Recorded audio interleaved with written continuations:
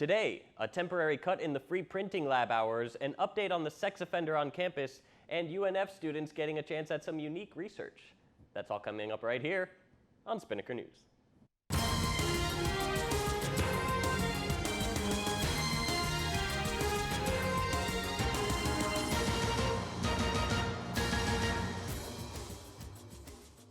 Hello Ospreys, I'm Patrick Lloyd. You're watching Spinnaker News on Spinnaker Television. Student government has temporarily cut the hours of the free printing lab. The previous hours of the lab were 8 a.m. through 11 p.m. on weekdays, 10 a.m. through 12 p.m. on Saturdays, and 10 a.m. through 10 p.m. on Sundays. The new hours are 8 a.m. through 5 p.m. on weekdays, and the lab will not be open at all on weekends.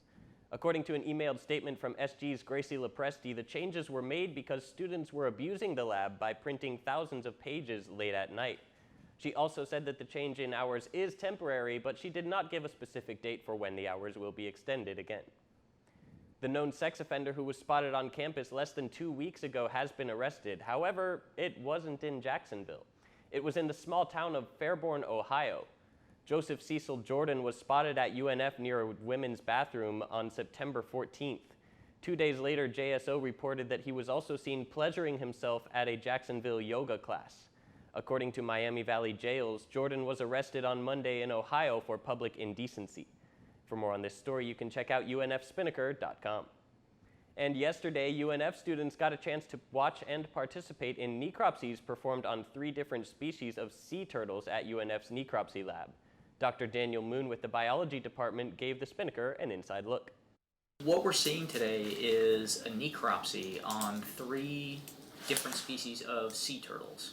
So a necropsy is when we get to examine an animal other than a human that has died of unknown causes, and we take a look at that animal to determine some basic biological information, maybe cause of death, maybe look at some internal pathology to see if there maybe are disorders of the internal organs, internal parasites, diseases, any of that kind of stuff. The students worked with the Florida Fish and Wildlife Conservation Commission to perform these necropsies. And the last 2 days have been absolutely gorgeous outside, but will that trend continue? Let's find out with Alex Krotz.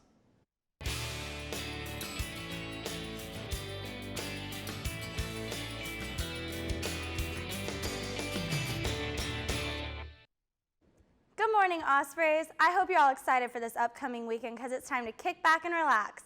I'm Alex Krotz here with your Spinnaker weather update. Raincoats and umbrellas are an absolute must-have today because we're looking at a 50% chance of rain, UNF. As you can currently see, it's overcast, but the sun will still give us a high of 78 degrees during the day and a low around 73. We're looking at northeastern winds from 5 to 11 miles per hour as well. With that being said, showers are very likely to happen and may even turn into thunderstorms. So take extra precautions if you'll be out on the road today, Ospreys. And a reminder to the surfers watching, there is a moderate risk of rip currents and waves this morning will be about 3 to 4 feet, but with poor conditions.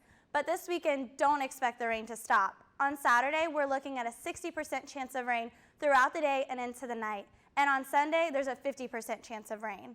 Well, that's it for today's weather, but before we toss it back to Patrick at the desk, let's take a look at your 3-day forecast.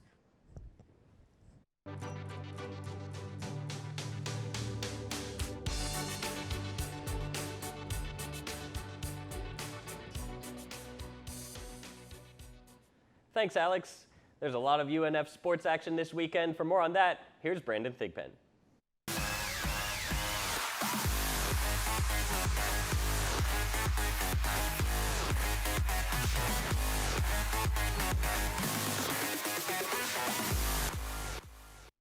Hey Ospreys, I'm Brandon Thigpen here with your Spinnaker Sports Report.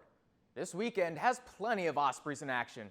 We start with tonight when the volleyball team plays crosstown rival JU in the River City Rumble away at 7 p.m. Also at 7, the women's soccer team plays FGCU at home in their Atlantic Sun Conference opener.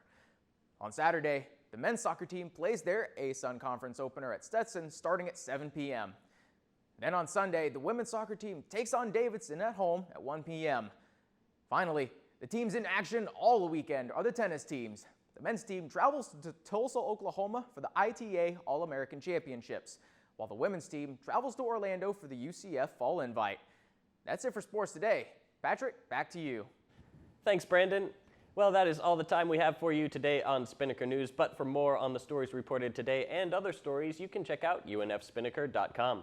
You can also like the Spinnaker on Facebook at facebook.com/UNFSpinnaker, and you can follow us on Twitter and Instagram at UNFSpinnaker.